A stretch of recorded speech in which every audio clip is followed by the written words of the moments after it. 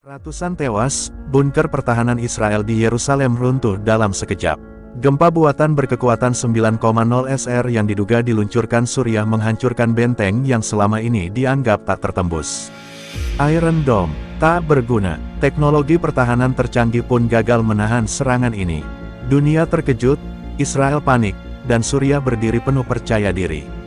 Apa sebenarnya yang terjadi di balik tragedi mengerikan ini? Apakah kita sedang memasuki era baru perang bawah tanah, di mana bumi sendiri dijadikan senjata pemusnah massal? Yerusalem yang biasanya ramai dengan hiruk-pikuk kehidupan, tiba-tiba diselimuti kengerian.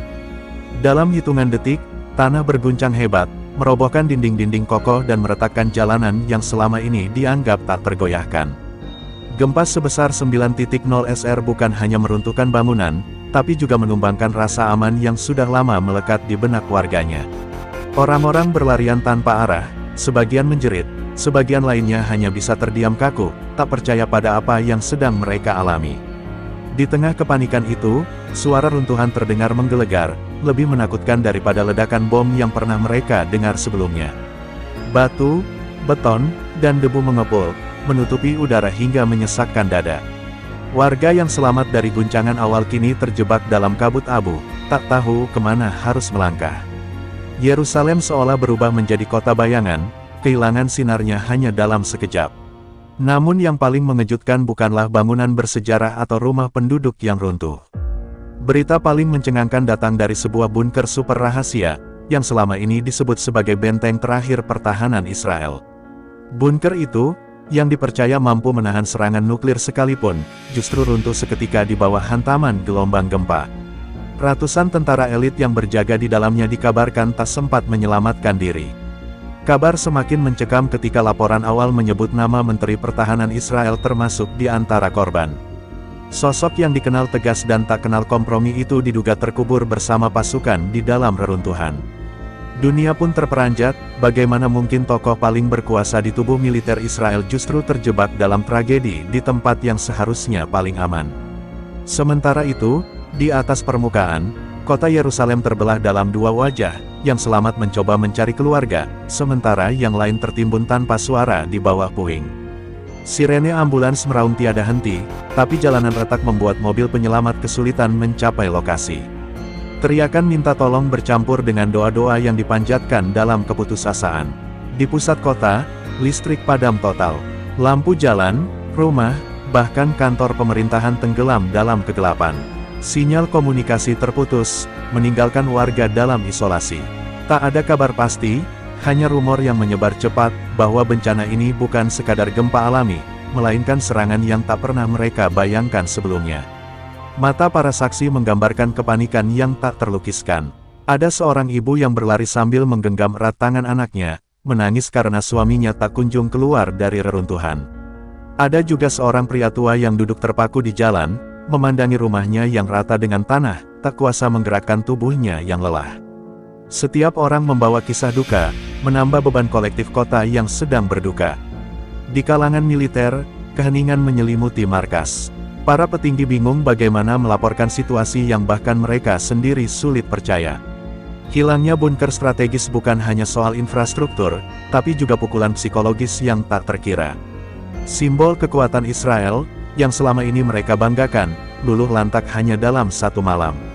Kengerian ini membuat sebagian orang mulai berbisik, apakah ini benar-benar bencana alam? Guncangannya terlalu terarah, terlalu tepat sasaran, seolah diarahkan langsung ke jantung pertahanan negara. Dugaan bahwa ada kekuatan buatan di balik gempa mulai tumbuh, menyulut rasa takut sekaligus amarah. Malam itu, Yerusalem tidak lagi terasa sebagai pusat peradaban yang berdiri gagah. Kota suci tiga agama besar itu kini tampak rapuh, porak-poranda, dan penuh luka. Bencana besar telah merobek lapisan kepercayaan diri Israel, meninggalkan tanda tanya yang menggantung di udara. Jika bunker terkuat saja bisa hancur, apa yang masih bisa mereka andalkan untuk bertahan? Langit Damaskus malam itu dipenuhi sorak kemenangan. Media lokal Suriah menayangkan pernyataan mengejutkan dari juru bicara militer, guncangan di Yerusalem bukanlah bencana alam, melainkan operasi militer rahasia yang telah lama dirancang. Dunia mendengar dengan terperangah ketika Suriah menyebut teknologi itu sebagai resonansi bumi, senjata yang mampu menggetarkan lapisan bawah tanah dengan kekuatan setara gempa besar. Keberhasilan tersebut segera dianggap tonggak baru dalam sejarah perang modern. Suriah menegaskan bahwa tak ada benteng yang benar-benar aman dari gelombang yang datang dari perut bumi. Bagi mereka, keberhasilan ini adalah pembuktian atas puluhan tahun tekanan dan serangan yang mereka alami. Rakyat bersorak, seolah luka panjang akibat konflik berpuluh tahun terbalas hanya dengan satu hantaman. Pernyataan resmi dari Damaskus tidak sekadar klaim kosong. Tayangan video memperlihatkan alat raksasa yang dikendalikan dari jarak jauh, dengan gelombang elektromagnetik ditransmisikan ke kerak bumi. Efeknya terfokus, seolah bumi sendiri dijadikan senjata. Banyak pihak terdiam melihat bukti itu, bahkan yang paling skeptis pun sulit menampik kenyataan bahwa gempa tersebut adalah hasil teknologi manusia. Di pihak Israel, keterkejutan berubah menjadi kepanikan. Para analis militer tak pernah memprediksi kemungkinan serangan seperti ini. Intelijen yang selama ini bangga dengan jaringan globalnya gagal mendeteksi persiapan senjata seismik tersebut. Iron Dome, kebanggaan yang selama ini digadang-gadang sebagai pelindung utama, mendadak terasa tak berguna. Sistem pertahanan udara tercanggih itu tak mampu menghadang serangan yang datang dari bawah tanah. Kegagalan ini membuat para pemimpin Israel terpukul. Hilangnya Menteri Pertahanan semakin memperparah krisis. Pemimpin sementara yang naik menggantikannya menghadapi dilema besar, apakah harus mengumumkan kegagalan di depan publik, atau menutupinya demi menjaga semangat rakyat. Namun, berita sudah terlanjur bocor. Media internasional memberitakan dengan cepat, membuat Israel sulit menutupi aib yang menamparkan wibawa mereka di mata dunia. Sementara itu, rakyat Suriah larut dalam euforia. Mereka mengibarkan bendera di jalan-jalan, menyalakan kembang api, dan meneriakkan slogan kebanggaan. Setelah bertahun-tahun dipandang lemah oleh musuh, Suriah merasa berhasil membalik keadaan. Pemerintah pun mengumumkan bahwa mereka siap menghadapi segala konsekuensi, sambil memperingatkan, jika ada serangan balasan, bumi akan kembali berbicara. Namun, di balik perayaan itu, sejumlah analis memperingatkan dampak jangka panjang. Senjata seismik bukan hanya ancaman bagi Israel, tapi juga seluruh kawasan. Jika teknologi itu jatuh ke tangan pihak lain, Timur Tengah bisa menjadi medan perang paling berbahaya sepanjang sejarah. Bayangan kehancuran massal membayangi, seolah dunia sedang berdiri di tepi jurang. Pihak Barat segera merespons keras. Amerika Serikat menuduh Suriah melanggar hukum internasional dengan menggunakan senjata pemusnah massal. Uni Eropa menyerukan sidang darurat di PBB, sementara sekutu Israel menyiapkan opsi militer. Namun di sisi lain, beberapa negara di Timur Tengah diam-diam menyambut baik keberhasilan Suriah, melihatnya sebagai tanda bahwa dominasi Israel bisa digoyahkan. Di media sosial, tagar tentang gempa buatan menjadi tren global. Ada yang memuji kecerdikan Suriah, menyebutnya sebagai revolusi militer abad ini. Ada pula yang ketakutan, membayangkan jika teknologi itu dipakai di kota besar lain. Perdebatan sengit berlangsung, apakah ini langkah heroik melawan penjajahan, atau justru membuka pintu menuju bencana global. Israel sendiri terjebak dalam dilema moral dan militer. Balas dendam jelas diinginkan oleh banyak pihak di dalam negeri, tetapi tanpa pertahanan bawah tanah yang efektif, mereka tahu serangan balasan bisa memicu lebih banyak bencana. Para jenderal terpaksa memikirkan strategi baru, meninggalkan pola lama yang selama ini mereka anggap tak tergoyahkan. Keguncangan ini bukan hanya soal serangan fisik, tetapi juga krisis psikologis. Untuk pertama kalinya, Israel merasa benar-benar rentan. Bunker yang dianggap tak terkalahkan telah runtuh, tokoh penting mereka tewas, dan rakyat kehilangan rasa percaya. Suriah berhasil menanamkan rasa gentar yang lebih dalam daripada 1000 rudal. Hari-hari itu, dunia menyaksikan lahirnya sebuah bab baru dalam sejarah konflik perang bawah tanah. Sebuah era di mana bumi bisa digerakkan bukan oleh kehendak alam, melainkan oleh tangan manusia. Pertanyaan besar pun menggema di seluruh penjuru dunia, apakah senjata semacam ini akan menjadi masa depan peperangan, atau awal dari kehancuran umat manusia itu sendiri. Yerusalem yang baru saja luluh lantak kini berubah menjadi kota penuh teriakan dan tangisan. Jalanan yang retak dipenuhi reruntuhan, membuat kendaraan penyelamat kesulitan menjangkau titik-titik terparah. Para tentara yang selamat dari guncangan pertama berusaha mengevakuasi korban, namun jumlah mereka jauh lebih sedikit dibandingkan yang membutuhkan pertolongan. Bau asap, debu, dan darah bercampur, menyelimuti udara malam yang terasa lebih pengap daripada biasanya. Di markas militer sementara, para petinggi Israel berkumpul dalam keadaan panik. Layar monitor yang biasanya menampilkan koordinasi pasukan kini hanya menayangkan gambar kacau, bangunan runtuh, rakyat berlarian, dan sirene yang meraung tanpa henti. Iron Dome, kebanggaan mereka, diam tak berfungsi, tak mampu menghadang serangan yang datang dari perut bumi. Seorang jenderal tua menunduk lesu, menyadari bahwa doktrin pertahanan selama ini tidak pernah mempertimbangkan ancaman semacam itu. Rumor tentang kematian Menteri Pertahanan semakin memperkeruh keadaan. Ketidakpastian membuat moral prajurit anjlok. Mereka kehilangan figur yang selama ini menjadi simbol kekuatan. Di kalangan rakyat, bisik-bisik ketakutan berubah menjadi amarah. Mereka menuntut jawaban, bertanya mengapa negara yang selalu menyombongkan keamanan kini tak bisa melindungi mereka bahkan dari getaran tanah. Ribuan warga berusaha keluar dari Yerusalem, menciptakan gelombang pengungsi dadakan.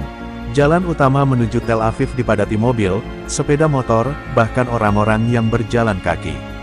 Wajah-wajah penuh kepanikan tampak di mana-mana, anak-anak menangis kelelahan, sementara orang tua berdoa tanpa henti agar bencana tak terulang. Kota yang biasanya ramai dengan doa dan peziarah kini menjadi lautan duka.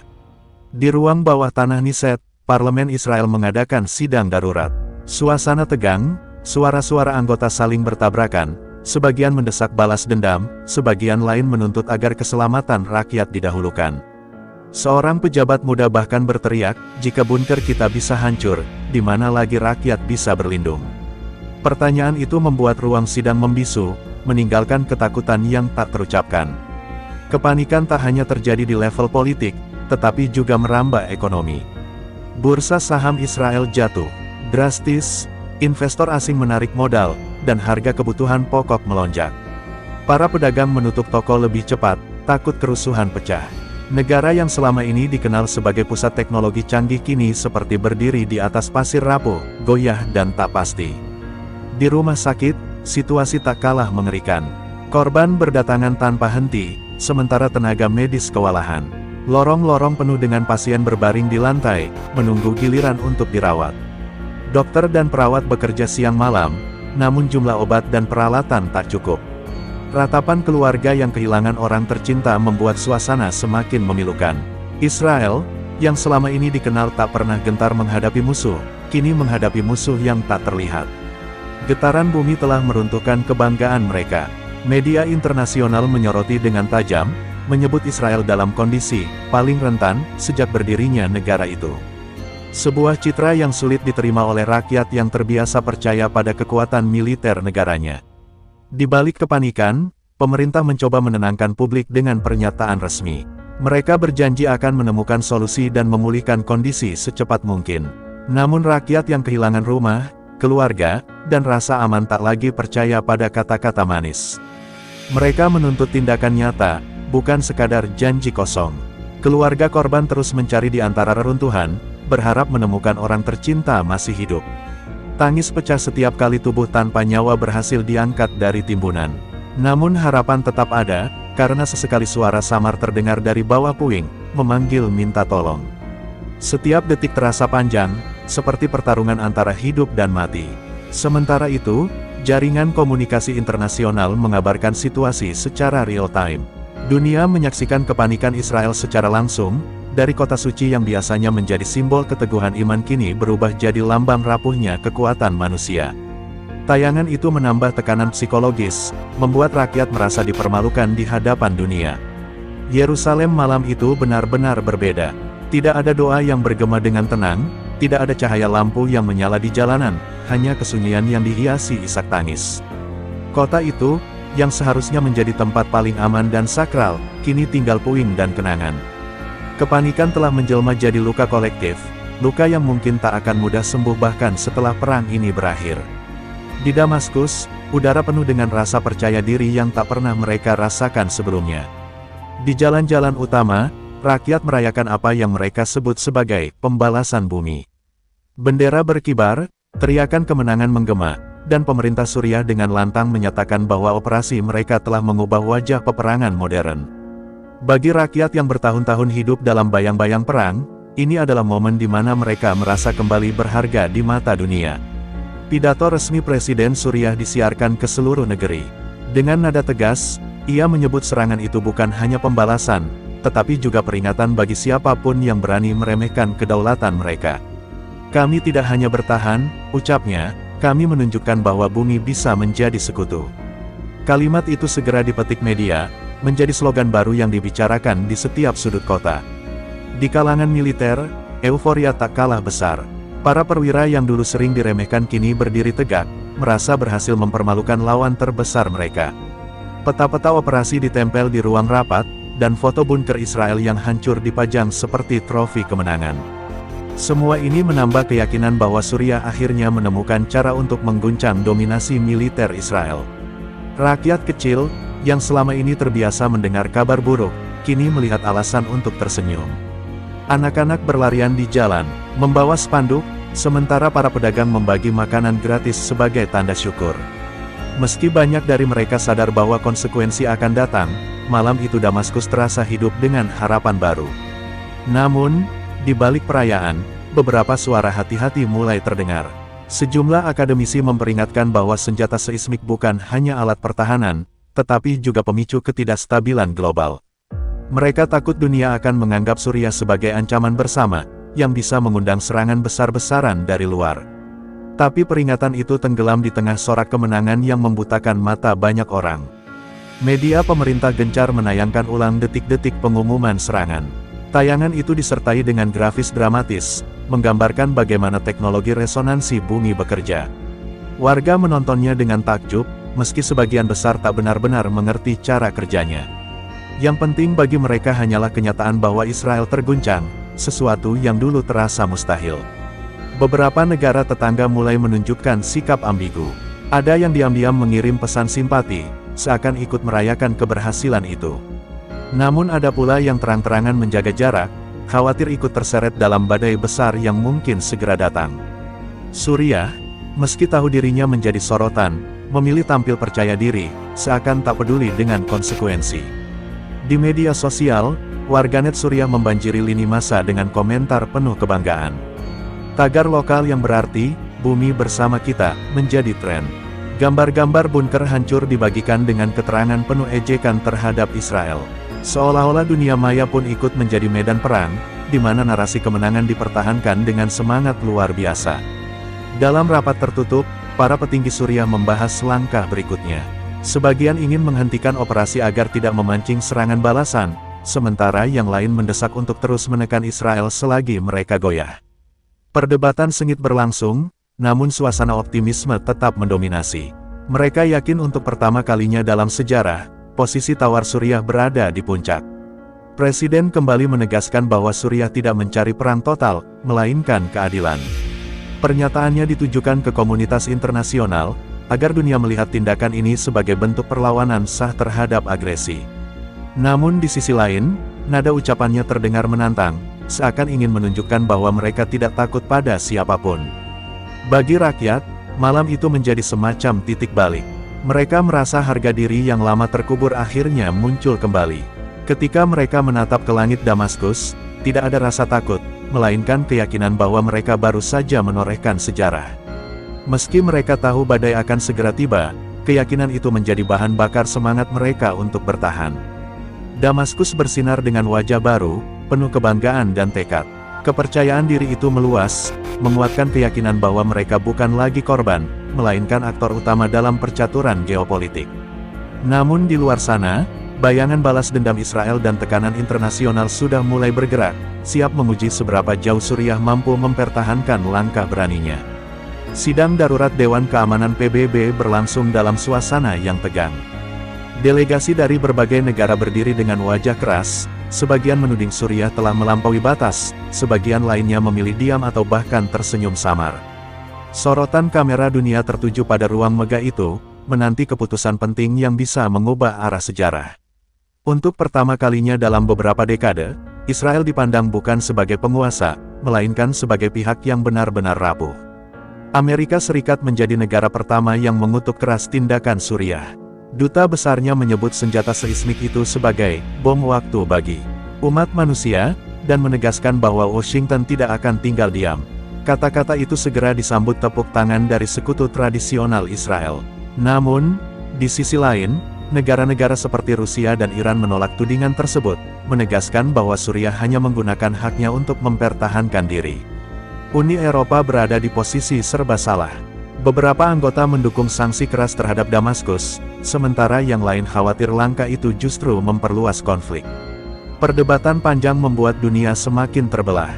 Sementara resolusi belum tercapai, media internasional menyoroti bagaimana Suriah berhasil memecah belah aliansi yang biasanya kompak dalam mendukung Israel. Di Timur Tengah, reaksi beragam muncul. Beberapa pemerintah resmi memilih bungkam, tetapi di jalan-jalan, rakyat bersorak menyebut keberhasilan Suriah sebagai kemenangan seluruh kawasan. Demonstrasi kecil terjadi di beberapa negara Arab, dengan spanduk bertuliskan, "Bumi melawan penjajahan". Narasi ini semakin memperumit posisi Israel yang kini terpojok di mata publik regional. Media global tak berhenti menyiarkan opini. Sebagian menilai Suriah telah membuka babak baru dalam peperangan, yang bisa memicu perlombaan senjata seismik. Ada pula yang menekankan sisi kemanusiaan, ribuan warga sipil Israel kini terlantar, dan dunia tidak bisa menutup mata pada penderitaan mereka. Kontradiksi narasi ini membuat masyarakat internasional terpecah, antara kekaguman dan ketakutan. Di media sosial, pertempuran wacana tak kalah panas. Tagar-tagar Earthquake dan tagar Justice for Jerusalem mendominasi trending global. Pendukung Suriah mengunggah meme yang menyindir kegagalan Iron Dome, sementara kubu pro-Israel menyoroti korban sipil yang tak bersalah. Perdebatan sengit berlangsung lintas bahasa, menjadikan internet panggung utama dalam perang opini. Washington, sambil mengatur strategi, mulai mengirimkan kapal induk ke Laut Mediterania sebagai bentuk tekanan. Gambar armada tempur Amerika yang bergerak ke wilayah itu tersebar luas, menimbulkan spekulasi tentang kemungkinan intervensi militer. Namun banyak analis memperingatkan, langkah gegabah bisa memicu perang besar yang tak bisa dikendalikan. Rusia merespons dengan mengerahkan kapal perang mereka pula, menciptakan situasi genting di laut. Dua kekuatan besar dunia kini saling berhadapan hanya dalam jarak pandang. Situasi ini membuat masyarakat global cemas, karena benturan kecil saja bisa memicu konflik skala dunia. Dunia seakan menahan napas, menunggu langkah berikutnya. Negara-negara berkembang, terutama di Asia dan Afrika, mengeluarkan pernyataan yang lebih hati-hati. Sebagian menyebut Suriah telah menunjukkan kemandirian luar biasa, sebagian lain meminta penyelesaian diplomatik agar senjata baru itu tidak menjadi ancaman bagi seluruh umat manusia. Dalam ketidakpastian itu, jelas terlihat bahwa peta geopolitik global sedang bergeser. Di Israel sendiri, kabar bahwa dunia tidak sepenuhnya memihak mereka menambah beban psikologis. Rakyat merasa ditinggalkan, seakan penderitaan mereka hanya dijadikan bahan perdebatan politik internasional. Ini memperdalam luka, membuat masyarakat semakin marah sekaligus bingung terhadap arah pemerintah mereka. Sementara itu, Suriah memanfaatkan momen ini dengan penuh percaya diri. Diplomat mereka berkeliling dunia, menyuarakan narasi bahwa apa yang mereka lakukan adalah keadilan bagi semua korban agresi Israel. Dengan cerdik, mereka mengemas tragedi itu bukan sekadar serangan militer, melainkan simbol perlawanan global terhadap dominasi. Dunia benar-benar terbelah. Di satu sisi, ada yang melihat Suriah sebagai pionir keberanian yang melawan hegemoni. Di sisi lain, ada yang menganggap mereka telah membuka pintu neraka dengan memperkenalkan senjata paling mengerikan abad ini. Namun satu hal pasti, setelah gempa buatan itu, tatanan lama di Timur Tengah tidak akan pernah sama lagi. Di tengah hiruk-pikuk politik dunia, penderitaan rakyat Yerusalem justru semakin dalam. Kota yang biasanya dipenuhi doa kini berubah menjadi lautan kesedihan. Jalan-jalan penuh reruntuhan, membuat warganya hidup dalam bayang-bayang ketakutan. Mereka yang selamat tidak hanya kehilangan rumah, tapi juga kehilangan rasa aman yang selama ini mereka percayai ada di balik kekuatan militer negaranya. Di banyak sudut kota, tenda-tenda darurat mulai berdiri. Warga yang rumahnya rata dengan tanah berusaha bertahan dengan selimut tipis dan makanan seadanya. Anak-anak duduk memeluk lutut, masih terkejut dengan guncangan yang mereka rasakan. Tangisan kecil terdengar setiap kali gempa susulan mengguncang, membuat semua orang berlarian keluar, takut tanah akan kembali menelan mereka. Rumah sakit yang masih berdiri menjadi lautan manusia. Korban luka berbaring di lantai karena ranjang tidak mencukupi. Dokter dan perawat bekerja tanpa henti, wajah mereka pucat dan mata merah akibat kelelahan.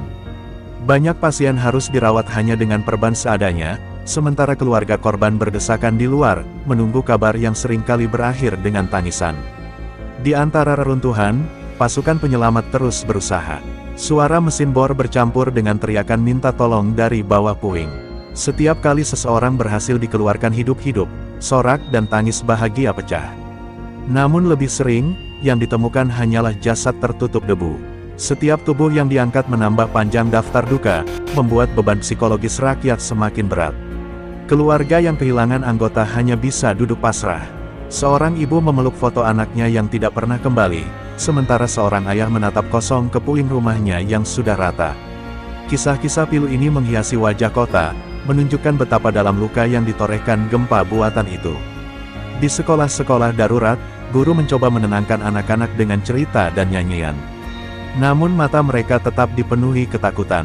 Setiap kali terdengar suara keras, meski hanya pintu yang tertutup, sebagian anak berteriak histeris.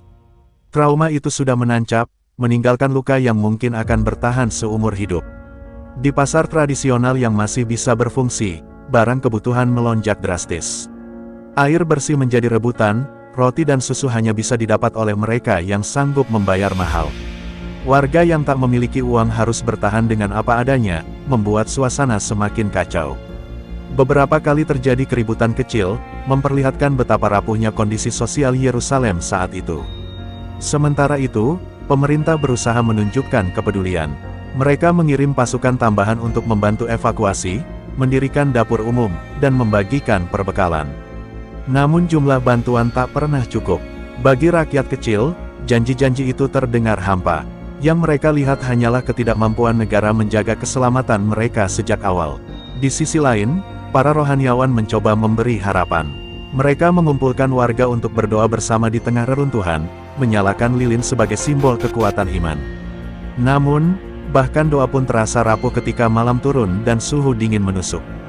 Banyak yang bertanya dalam hati, di mana Tuhan ketika tanah berguncang dan menghancurkan segalanya. Netizen Israel membanjiri media sosial dengan kisah duka. Foto anak hilang, pesan mencari keluarga, dan doa untuk korban memenuhi lini masa.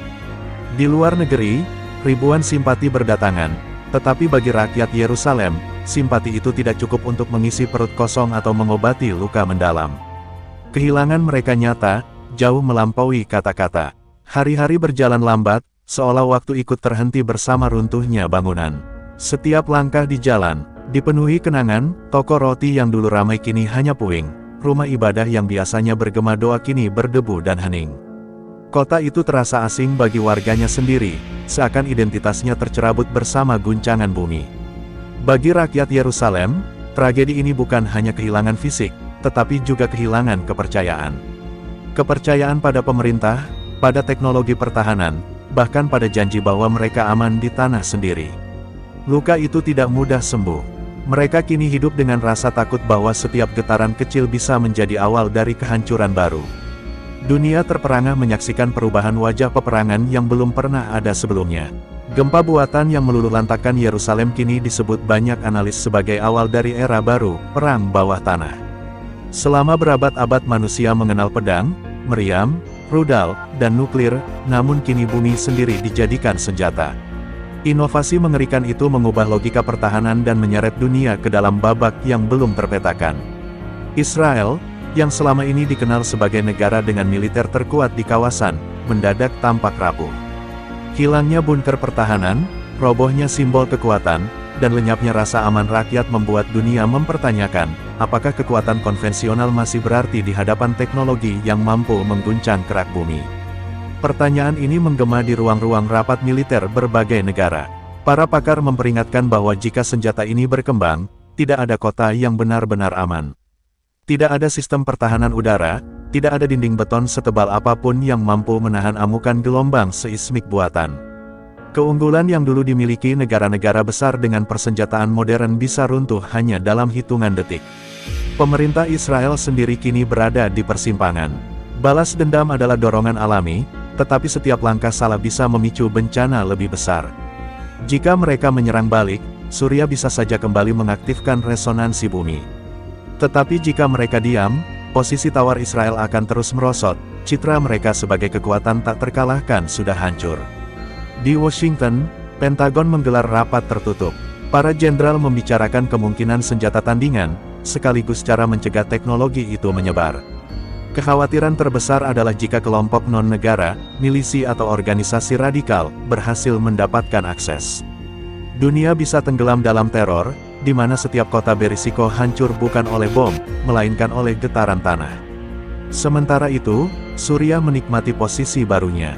Mereka menegaskan bahwa teknologi itu hanya akan dipakai untuk melindungi diri. Namun sikap percaya diri itu juga menimbulkan kecemasan, bagaimana jika godaan untuk memperluas pengaruh membuat Suriah menggunakannya lagi. Dunia belum bisa memastikan, karena senjata semacam ini terlalu baru, terlalu sulit diprediksi. Di media sosial, perdebatan semakin liar. Ada yang menyebut senjata gempa sebagai nuklir abad baru, ada pula yang menilai Suriah hanya membuka jalan bagi kiamat global.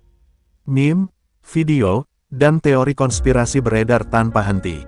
Bagi banyak orang, ini bukan sekadar konflik lokal, melainkan ancaman bagi seluruh umat manusia. Yerusalem sendiri masih meratapi luka.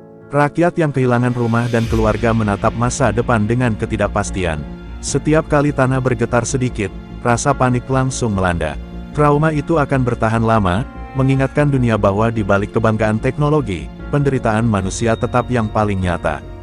Rusia dan Iran, yang dituding ikut berperan dalam pengembangan teknologi ini, memilih bungkam. Namun keheningan mereka justru semakin menguatkan dugaan. Barat menilai diamnya dua negara itu sebagai tanda keterlibatan. Di balik layar, kemungkinan besar perebutan teknologi sudah dimulai, dengan mata-mata dan ilmuwan menjadi sasaran buruan. Beberapa akademisi internasional menyerukan perjanjian baru, semacam traktat anti senjata seismik. Namun banyak yang ragu dunia akan mampu menyepakatinya. Negara-negara besar cenderung ingin memiliki, bukan melarang. Sama seperti nuklir, sekali pintu sudah terbuka, mustahil menutupnya kembali. Dunia hanya bisa bersiap menghadapi konsekuensi. Bagi Israel, tragedi ini menjadi pukulan terbesar dalam beberapa dekade. Mereka kehilangan tokoh penting, ribuan warga menderita, dan reputasi global mereka terguncang. Namun sekaligus, penderitaan itu bisa menjadi bahan bakar bagi mereka untuk bangkit, mungkin dengan senjata yang lebih dahsyat lagi. Pertarungan baru mungkin sudah menunggu di horizon. Malam itu, dunia terasa berbeda. Yerusalem yang porak-poranda menjadi simbol betapa rapuhnya peradaban di hadapan ambisi manusia. Dari balik reruntuhan, sebuah pertanyaan besar menggantung, apakah umat manusia akan menggunakan bumi untuk saling menghancurkan, atau justru menyadari bahwa senjata seperti ini hanya akan membawa kehancuran bersama.